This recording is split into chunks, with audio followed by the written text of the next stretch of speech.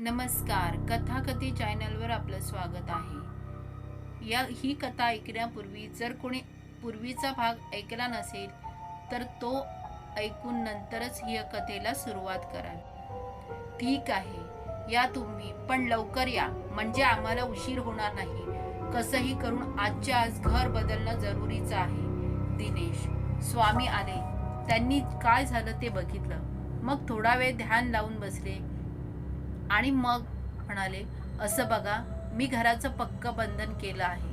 मला बघायचं होतं की ते तोडणारी शक्ती कोणाची आहे, पण ते बंधन तुटलं नाही. याचा अर्थ घर झपाटण्याचा हा प्रयत्न नाही. स्वामीजी, तुम्ही काय बोलत आहात ते आम्हाला काही समजत नाही. आम्हाला त्रास होतो आहे हे खरं. विशाल.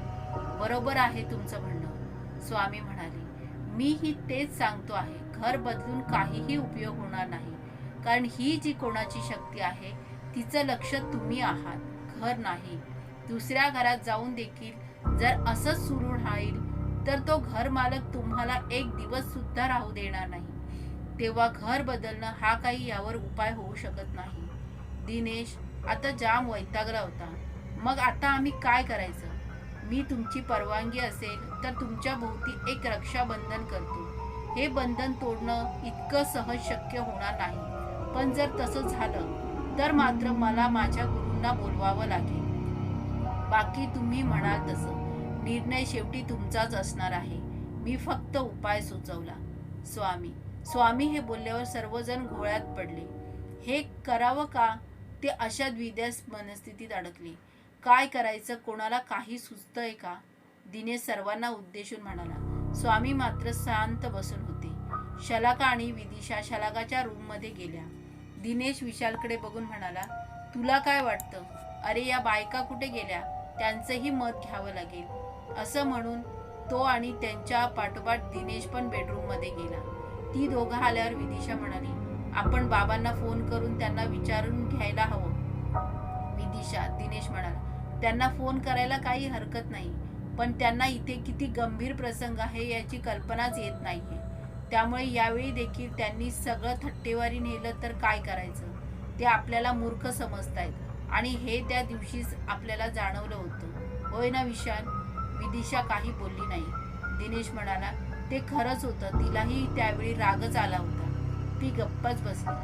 पण मग करायचं तरी काय? तिला प्रश्न पडला. तसा तो सर्वांनाच पडला होता. थोडी चर्चा झाली आणि नंतर स्वामींनी होकार द्यायचं ठरवलं. त्याप्रमाणे दिनेशने स्वामींना सांगितलं, ठीक आहे, मी बरोबर उद्या सकाळी 7 वाजता येतो. तुम्ही सर्व आंघोळ आटपून तयार राहा. एक छोटासा यज्ञ करावा लागेल. बाकी सामग्री मी घेऊन येईन.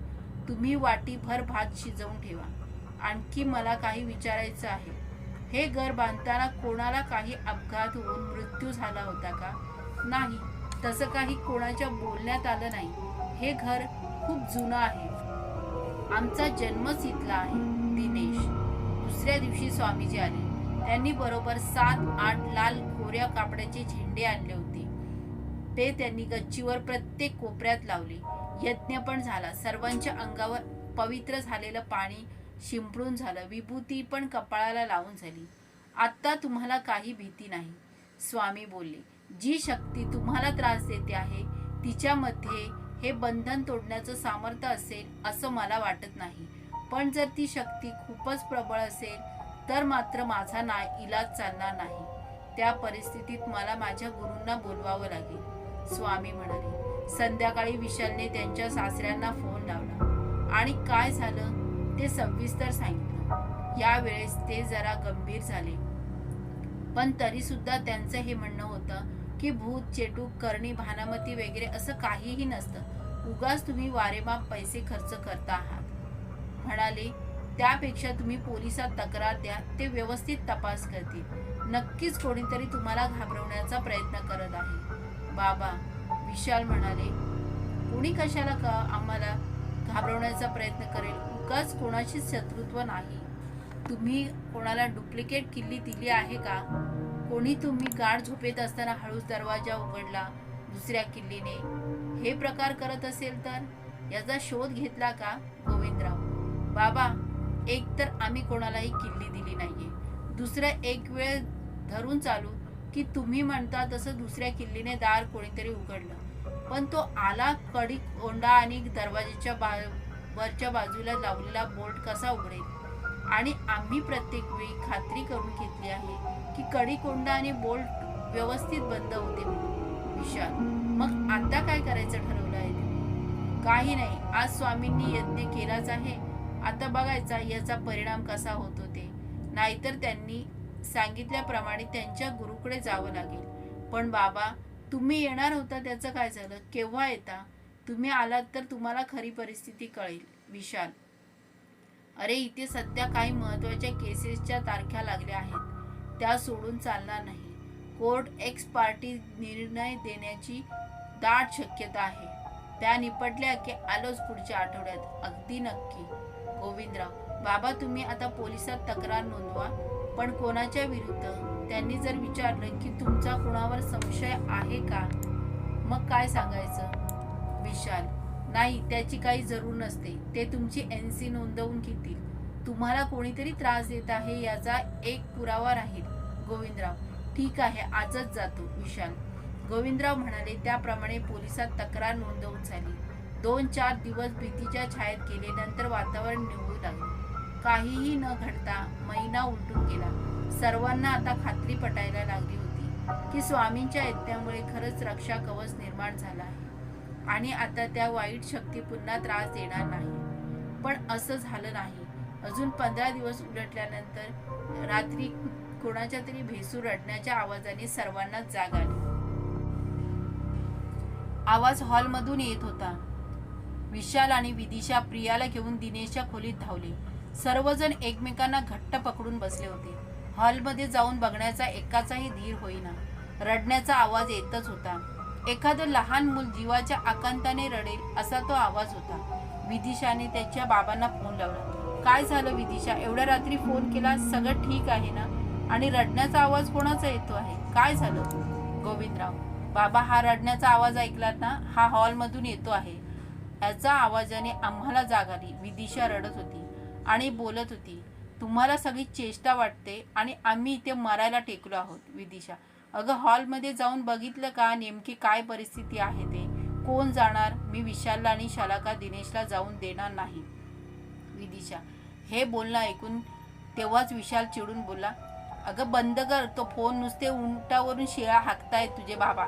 इथे या म्हटलं तर घाबरतायत. जाऊ दे, तो फोन बंद कर अगोदर. विदिशाला सुद्धा बाबांचा रागच आला होता. तिने फोन बंद केला. अहो, तुम्ही असे विचित्र का वागत आहात? विदिशाच्या आईने गोविंदरावांना विचारले. तिकडे आपली मुलगी संकटात सापडली आहे आणि तुम्ही इथे नागपुरात बसून फुकटचे सल्ले देत आहात. काही हृदय नावाची चीज आहे की नाही या माणसाच्या शरीरात? विदिशाची आई खूप संतापली होती. उद्याच्या उद्या आपण बार्शीला जातो आहोत. सगळी बाजूला कामं सारा, प्रभावतीबाईंनी निर्वाणीचं सांगितलं. विशालने फोन बंद केला, पण हॉलमधून लहान मुलाचे भेसूर रडण्याचे आवाज येतच होते. थोड्या वेळाने आवाज बंद झाला. दिनेश आणि विशाल हळूहळू हॉलमध्ये आले. कोणीच नव्हतं. हॉल रिकामा होता. आवाज आला कुठून? दोघांची तर बुद्धीच चालेना. शलाका आणि विदिशा पण आल्या. सर्वजण आता प्रचंड घाबरलेले होते. शलाका म्हणाली, ते स्वामी म्हणाले त्याप्रमाणे अघोरी शक्ती त्यांचं रक्षा कवच तोडून आत आली आहे. आता आपल्यापैकी कोणावर तरी वीज पडणार. आणि ती रडायलाच लागली. विदिशाला पण रडू फुटलं. दिनेश आणि विशाल खूप घाबरले होते. त्यांना काय करावं हेच कळत नव्हतं. ते फक्त रडत नव्हते इतकंच. दुसऱ्या दिवशी गोविंदरावांनी मुंबईची तिकीटं काढली आणि विशालला तसं कळवून टाकलं. विदिशाला जरा हायसं वाटलं. तसं तिने बोलून पण दाखवलं. दिनेश आणि विशालला पण बरं वाटलं. कोणीतरी मोठा माणूस असलं की जरा धीर येतो. तसंच झालं होतं. गोविंदराव आणि प्रभावतीबाई येऊन सुद्धा चांगले 8 दिवस राहिले. हे 8 दिवस मजेत गेले. वडीलधारी मंडळी घरात असल्याचे कोणाच्या डोक्यावर टेन्शन नव्हतं. या 8 दिवसात काहीच घडलं नाही. आता त्यांच्या जायचा दिवस आला. गोविंदराव म्हणाले, तुम्ही कसलंही टेन्शन घेऊ नका. माझा विश्वास नव्हता, पण त्या स्वामींनी केलेल्या यज्ञामुळे संकट टळलेलं दिसतंय. चांगली गोष्ट आहे. चला येतो आम्ही. पुढचे 15 दिवस सुद्धा काहीही विपरीत न घडता छान गेले. सर्वांच्या चेहऱ्यावर आता भीतीचा आणि दडपणाचा लवलेशही नव्हता. पण हे सुख काही फार काळ त्यांना लाभलं नाही. त्या दिवशी नेहमीप्रमाणे शलाका सकाळी उठली आणि स्वयंपाकघरात चहा करण्यासाठी गेली आणि तिथलं दृश्य पाहून तिला चक्करच आली. दाराला पकडून तिने कसे बसे स्वतःला सावरले आणि दिनेशला ओरडून हाक मारली. तिचा आवाज एवढा विचित्र होता की दिनेशचा तर थरकापच उडाला. तो किचनमध्ये धावला. विशाल पण त्यांच्या मागोमाग पोचला. किचनमध्ये सगळीकडे रक्त सांडलं होतं. ओट्यावर पण रक्त. तिघींची वाचा बसली होती आणि एकमेकांचा हात घट्ट धरून ते उभे होते. डोळे विस्पारून त्या रक्ताकडे बघत होते. आता काय झालं? तुम्ही असे का उभे आहात? विदिशा पाठीमागून म्हणाली आणि तिघांच्याही तोंडून किंचाळी निघाली. तिघही जाम घाबरले होते. विदिशाला बघून तिच्या जीवात जीव आला.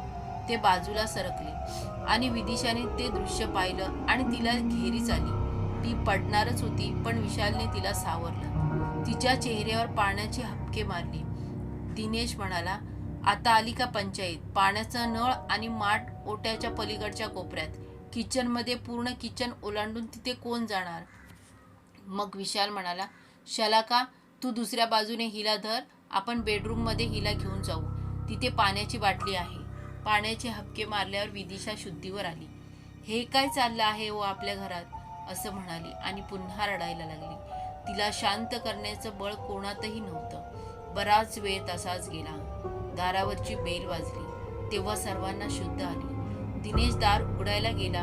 हॉलमधलं दृश्य पाहून विशाल, लवकर इकडे ये. विशाल धावला. हॉलमध्ये रक्ताचा सडा पडला होता. इकडे त्यांचा आरडाओरडा ऐकून जो कोणी होता त्याने आता जोर जोरात ठोठावायला सुरुवात केली. हा सगळा गलका ऐकून शेजारचे केशवराव आणि प्रदीपवर धावत आले. मोठ्या मोठ्याने दिनेशला हाका मारू लागले. शेवटी भानावर येऊन दिनेशने दार उघडले. समोर केशवराव, प्रदीप आणि इंदू उभे होते. दिनेश दरवाजातून बाजूला झाला. त्या लोकांनी दिनेशला बाजूला सारलं आणि आतमध्ये पाऊल ठेवलं आणि तिघांचंही काळीज थिजून गेलं. त्यांची दातकिळीच बसली. कोणाच्याही तोंडातून शब्द फुटेनासा झाला. हे काय अगदीच झालं रे दिनेश? केशवराव भांबावले होते. त्यांनी आयुष्यात पूर्वी कधीही असा रक्ताचा सडा बघितला नव्हता. त्यांनी चाचरत चाचरत दिनेशला प्रश्न केला. उत्तरादाखल दिनेशने कपाळाला हात लावला. काय लिहिलं आहे नशिबात देव जाणे, असं म्हणून भकास नजरेने केशवरावांकडे बघत राहिला. गोविंदराव इथे येऊन गेल्यानंतर त्यांनी एक प्रघात पाळला होता. ते रोज सकाळी फोन करायचे आणि ख्याली खुशाली विचारायचे. तसा प्रभावतीबाईंनी त्यांना दमच दिला होता. आता सुद्धा त्यांचाच विशालला फोन आला. विशालने घेतला. विशालच्या हॅलो म्हणण्याच्या मध्ये त्यांना संशय आला. काय रे विशाल, तुझा आवाज असा का येतो आहे? पुन्हा काही गडबड झालेली दिसते. काय झालं आहे? मग विशालने सर्व सांगितलं आणि रडवेल्या आवाजात म्हणाला की बाबा, जगणं मुश्किल झालं आहे हो. ही संकटांची मालिका कधी संपणार आहे देव जाणे. मग आता काय करणार? त्या स्वामींनी सांगितल्याप्रमाणे त्यांच्या गुरुकडे जाणार आहात का? गोविंदराव म्हणाले. दुसरा काही उपाय आम्हाला तरी सुचत नाहीये. बाबा तुम्ही येता का? आम्हाला जरा आधार वाटेल. विशाल, हो नक्कीच येतो आहे. आजच निघतो. तुम्ही काळजी करू नका. तोपर्यंत तुम्ही स्वामींशी बोलून घ्या. गोविंदराव म्हणाले. हो, त्यांना सर्व सांगावंच लागेल. मग ते काय म्हणतात त्याप्रमाणे पुढची हालचाल करू.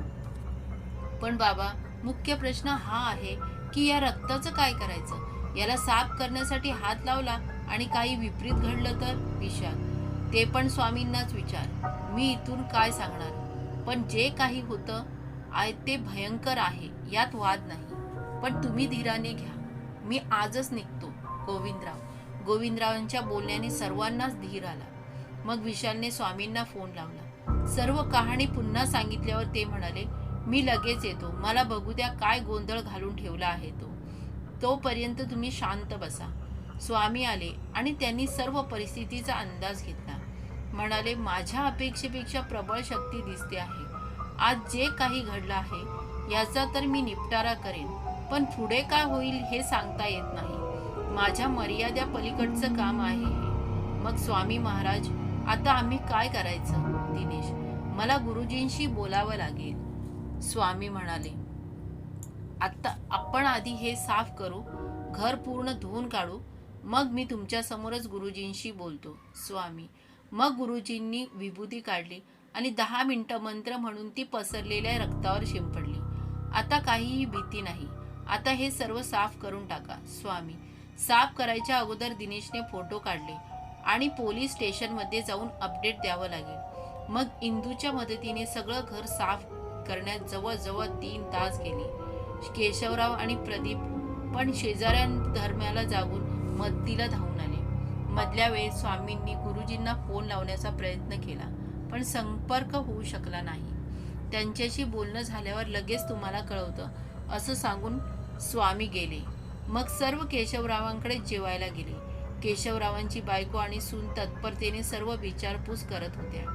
संध्याकाळपर्यंत वातावरण बरचसं निवळलं होतं. दिनेशने जे रक्ताळलेल्या फरशीचे फोटो आणि ओट्याचे फोटो काढले होते ते घेऊन तो पोलीस स्टेशनला गेला. त्यांना अपडेट दिलं. संध्याकाळी स्वामींचा फोन आला. त्यांनी सांगितलं की ते गुरुजी उद्या सकाळी येणार आहेत, तेव्हा तुम्ही काळजी करू नका. दुसऱ्या दिवशी गोविंदराव आणि प्रभावती देवी दोघेही आले. यावेळेस त्यांच्याबरोबर अजून एक माणूस होता. मी ओळख करून देतो, हे निशांत, हे शोधकर्ता आहेत. त्यांना मुद्दाम बरोबर घेऊन आलो आहे. गोविंदराव. हे काय करणार? कशाचा शोध लावणार? म्हणजे आपण आता स्वामींच्या गुरुकडे जायचं नाही का? दिनेशने गोंधळून विचारलं. आम्ही तर स्वामींशी बोलून ठेवलं आहे. ते आत्ता येतच असतील. एका अंगाने ते चालू द्या, दुसऱ्या अंगाने हे निशांत त्यांच्या पद्धतीने शोध लावण्याचा प्रयत्न करतील. आपल्याला काय, प्रश्नावर उपाय मिळाल्याशी मतलब. तो कोणाच्याही पद्धतीने मिळाला तरी चालतो. गोविंदराव हसले. यावर दिनेश आणि विशालने मान डोलावली. थोड्याच वेळात स्वामी आले. माझं गुरुजींशी बोलणं झालं आहे. ते उद्या येतील. मग ते सांगतील तसं करू आपण, स्वामी म्हणाले. त्यानंतर फारसं काही बोलणं झालं नाही. स्वामी गेल्यावर निशांत म्हणाला, मला यांच्याकडून पूर्ण स्टोरी ऐकायची आहे. दिनेशराव, केव्हा सांगता? मी काय म्हणतो, दिनेश म्हणाला, तुम्ही आत्ताच आला आहात. आज दिवसभर आराम करा. संध्याकाळी आपण निवांत बोलू. तसंही या भानगडीत आमच्या खूप सुट्ट्या झाल्या आहेत. आज जरा ऑफिसला जाऊन येतो. संध्याकाळी दिनेश आणि विशाल ऑफिसमधून आल्यावर जेवण वगैरे झाल्यावर मीटिंग बसली. दिनेशने पहिल्यापासून सांगायला सुरुवात केली. निशांत अधूनमधून काही प्रश्न विचारत होता. सगळी कहाणी सांगून झाल्यावर दिनेश निशांतला उद्देशून म्हणाला, मग काय म्हणता, कसं काय आणि काय शोधणार आहात? इतकं ताबडतोब नाही सांगता येणार. आजचा दिवस तर आराम करण्यात गेला. उद्या मी संपूर्ण घराची पाहणी करेन आणि काही कच्चे दुवे मिळतात का पाहतो. उद्या रात्री पुन्हा बसू आपण. दुसऱ्या दिवशी सकाळी स्वामी आपल्या गुरुजींना घेऊन आला.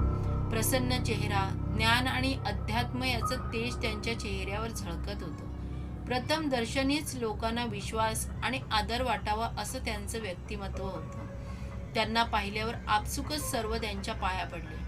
त्यांना दिनेशने खुर्ची दिली बसायला, पण त्यांनी नम्रपणे ती नाकारली आणि आसन मागून त्यावर पद्मासन घालून बसले. गुरुजी लगेच ध्यान लावून बसले. तासाभरांनी त्यांनी डोळे उघडले. सर्वांकडे बनून म्हणाले, या घरात आणि घरात राहणाऱ्या माणसांमध्ये मला काही दोष आढळला नाही. आता प्रश्न हा आहे की तरी सुद्धा तुम्हा लोकांना त्रास का होतो आहे? कोणीतरी तुमच्या वाईटावर असण्याची शक्यता असू शकते आणि ती व्यक्ती अघोरी शक्तीला वश करून ही कामं करण्यास भाग पाडू शकते. त्यांच्या या बोलण्यावर सगळेच भयभीत झाले. गुरुजीच असं म्हणतायत, मग आपल्यासारख्यांनी काय करायचं? असाच भाव सर्वांच्या चेहऱ्यावर होता. मग गुरुजी, आता काय करायचं? दिनेश म्हणाला, हे बघा, या घरात शिरतानाच मला जाणवलं होतं की हे चांगले संस्कार असलेल्या माणसांचं घर आहे. जर काही अघोर शक्तींचा वास असेल तर लगेच नकारात्मक लक्षणे दिसतात. तुमच्या भाषेत सांगायचं झालं तर निगेटिव्ह वाइब्स म्हणू शकतो. पण मला तसं काहीही जाणवलं नाही. नक्कीच तुमच्या घरात रोज पूजा होत असेल, संध्याकाळी दिवा लागत असेल, शुभंकरी ते म्हटल्या जात असतील. बरोबर आहे ना गुरुजी? हो गुरुजी, हे सगळं तर आम्ही करतोच, पण मग आत्ता आमची या संकटातून सुटका कशी होणार? शलाका, हे बघा, जे मला समजलंय ते सांगतो, पण त्या अगोदर तुम्ही प्रत्येक घटना मला जशी घडली तशीच काहीही न वगळता सविस्तर सांगा.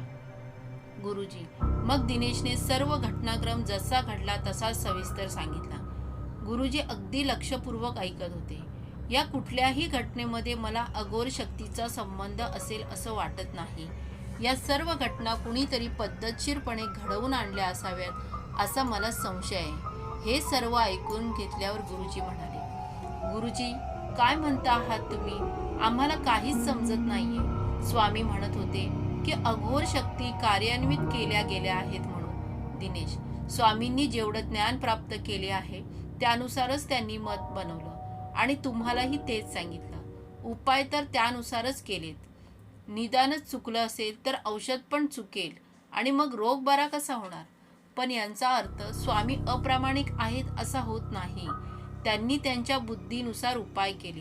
गुरुजी, हे भगवान, देवा परमेश्वरा, कुठल्या चक्रव्यूहात अडकलो आहोत आम्ही, समजतच नाहीये. गुरुजी, आता तुम्हीच सांगा काहीतरी उपाय. दिनेश, हे बघा, आता मी काय सांगतो ते नीट लक्षपूर्वक ऐका. अघोर शक्ती ही शक्ती आहे. ती स्वतः काहीही करू शकत नाही. तिला काही करण्यासाठी माध्यम लागतं. म्हणजे समजा मला ती शक्ती प्राप्त झाली आहे आणि मला कुणाचं तरी नुकसान करायचं आहे. आता माझ्याजवळ नुसती शक्ती असून चालत नाही, तर मला अशी एखादी व्यक्ती हवी असते जी त्या शक्तीच्या प्रभावाखाली येऊन मला हवे ते कार्य करेल. म्हणजे काय गुरुजी, जरा नीट समजावून सांगता का? शलाका, म्हणजे असं की वाळू कोणीतरी आणून टाकायला पाहिजे, पडद्यांना आग लावायला कोणीतरी माणूसच पाहिजे, लिंब ठिकठिकाणी पेरायला माणूसच पाहिजे. शक्ती ही अशरीर असते, माध्यमाशिवाय तिचा प्रभाव शून्य असतो. आता अशी शक्ती तुमच्या घरातील असणं अशक्य नाही असं तुम्ही म्हणता, तेव्हा बाहेरची व्यक्ती घरात येऊन हे सगळं करत असेल असं म्हणावं लागेल. गुरुजी, याचा अर्थ काय लावायचा? आमच्या पैकीच कोणीतरी माध्यम आहे असं समजायचं का? विदिशा, नाही. घरात आल्यावर मी जेव्हा ध्यान लावलं तेव्हा मला असं कोणीही काही जाणवलं नाही. मुळात या सगळ्या घटनात कोणीतरी माध्यम असेल असंही मला वाटत नाही. आणि जर माध्यम नसेल तर शक्तीचा प्रयोग पण नसेल. कुठल्याही अमानवी शक्तीने इथे प्रवेश घेतला नाही, हे मी निक्षून सांगतो. तुम्हाला भयभीत होण्याचं काहीच कारण नाही. गुरुजी, जर कोणी माध्यम नसेल आणि अघोरी शक्तीही नसेल तर ह्या सगळ्या गोष्टी घडल्या कशा? तुमच्या म्हणण्याप्रमाणे कोणीतरी नक्कीच असायला पाहिजे. मग दिनेश, करेक्ट आहे. एक गोष्ट निश्चित आहे की कोणीतरी तुमच्या वाईटावर आहे. भानामतीचा आभास निर्माण करून कोणीतरी आपला हेतू साध्य करायच्या मागे आहे. या पलीकडे मला काही सांगता येणार नाही. भानामती, चेटूक या गोष्टींची भीती मनातून काढून टाका, एवढंच सांगेन. गुरुजी आणि स्वामी दोघंही निघून गेले. बराच वेळ सर्व आपापल्या विचारात गढून गेले. गुरुजींच्या स्पष्टीकरणामुळे एका चिंतेतून मुक्तता झाली होती. एक नवीनच प्रश्न उपस्थित झाले होते. असं काय कारण आहे की ज्याच्यामुळे कोणीतरी आपल्याला त्रास द्यायला सुरुवात केली? दिनेश, आता गोविंदराव बोलले, माझ्या मते हा प्रांत निशांचा आहे आणि गुरुजींनी सांगितल्याप्रमाणे जर यात चेटूक नसेल तर गुन्हेगारी प्रवृत्तीची माणसं गुंतलेली असतील आणि या स्थितीत निशांत हा योग्य माणूस आहे असं मला वाटतं. तेव्हा दिनेश, तू त्याला ग्रीन सिग्नल द्यायला हरकत नाही. आता तेच करावं लागणार आहे. निशांत, तुम्ही तसेही आजपासून सुरुवात करणार होतात. तुम्हाला काय वाटतं?